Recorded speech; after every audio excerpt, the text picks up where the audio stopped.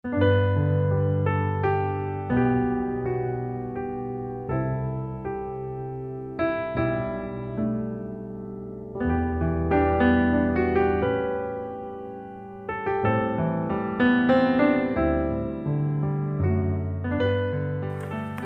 pagi, saudara-saudara terkasih dalam Kristus. Selamat bertemu kembali dalam Saran Pagi Senin 27 Juni 2022 bersama saya, Danang. Sebelum mendengarkan renungan, marilah kita bersatu dalam doa. Mari kita berdoa. Kami bersyukur Bapa untuk penyertaan-Mu sepanjang malam hingga pagi hari ini. Berkati kami di setiap kegiatan dan pekerjaan kami hari ini ya Bapa. Kalau sebentar kami akan mendengarkan firman-Mu, berikan kami hikmat untuk dapat kami terapkan dalam kehidupan kami. Terima kasih Bapa, dalam nama Tuhan Yesus kami berdoa. Amin. Renungan pagi ini berjudul Hati-hati dengan perkataan. Bacaan ayat diambil dari Amsal 10 ayat yang 11. Demikian. Mulut orang benar adalah sumber kehidupan, tetapi mulut orang fasik menyembunyikan kelaliman. Suatu hari, seekor keledai melihat kerbau rebahan di bawah pohon. "Hai kerbau, mengapa engkau hanya rebahan di sini?" sapa keledai tanda perhatian.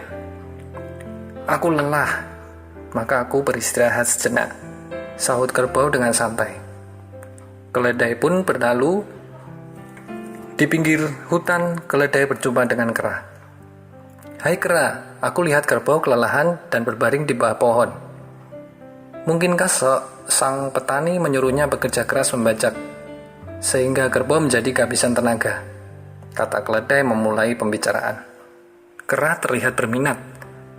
"Bisa jadi begitu, sebab kemarin siang aku juga melihat kerbau terlihat terhuyun-huyun hampir jatuh saat membajak."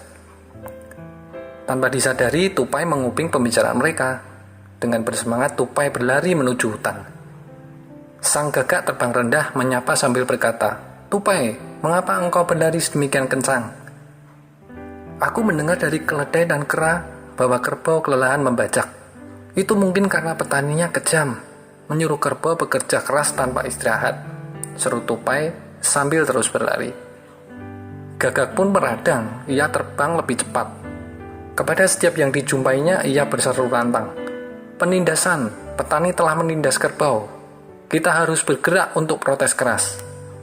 Seisi hutan ribut, sebagian tersulut emosinya, sebagian yang lain mengendaki klarifikasi. Menyaksikan keributan di hutan, keledai berlari kencang ke rumah petani. Terengah-engah keledai memberikan kabar kepada petani bahwa seisi hutan marah karena telah mendengar kabar bahwa petani bertindak kejam kepada kerbau. Dan mereka bersiap untuk beramai-ramai mendatangi rumah petani. Demikian keledai mengakhiri ceritanya. "Kurang ajar, kerbau tak tahu diuntung. Berani-beraninya dia memfitnahku. Panggil penjaga," seru petani dengan marah. Kerbau dituntun keluar kandang. Kerbau kebingungan. Dia dipaksa berbaring dan nyawanya pun melayang. Ini adalah cerita fiksi atau khayalan belaka. Namun kebenarannya selalu baru ketika dicermati kembali. Begitu banyak relasi rusak karena salah paham. Masing-masing menilai berdasarkan pemikiran dan idenya sendiri. Setelah melewati beberapa mulut yang berkata, ceritanya telah berkembang menjadi tidak terkendali, jauh dari realitas sesungguhnya. Betapa berbahayanya kata-kata yang diciptakan oleh lidah. Yakobus dalam suratnya menyebut bahwa lidah sama dengan api yang dapat menyebarkan kejahatan ke seluruh diri kita. Jauh sebelum Yakobus menulis, penulis Amsal telah memberikan peringatan untuk menjaga mulut agar berkata benar tentang segala sesuatu. Mulut orang benar adalah sumber kehidupan. Perkataannya membangun dan menyemangati. Tentu saja apa yang keluar dari mulut bersumber dari pikiran. Pikiran yang benar akan menghasilkan kata-kata yang benar. Sebaliknya, pikiran yang jahat akan menghasilkan kejahatan semata. Kerbau tewas hanya karena berkata, "Aku lelah." Tidak ada yang salah dengan kalimat tersebut. Untuk itu, cerdaslah untuk memilih bagian mana yang harus disimpan dalam hati. Beberapa bagian lain harus dibuang dalam tong sampah pikiran. dan beberapa yang lain perlu disampaikan kepada orang lain. Bijaklah dalam mengelola setiap perkataan, karena ada nyawa yang sedang dipertaruhkan. Jangan sampai seseorang mengalami seperti yang dialami kerbau dalam cerita di atas. Masing-masing menilai benar pada sudut pandangnya. Namun mereka tidak sadar, setiap penilaian bisa menjadi bola salju.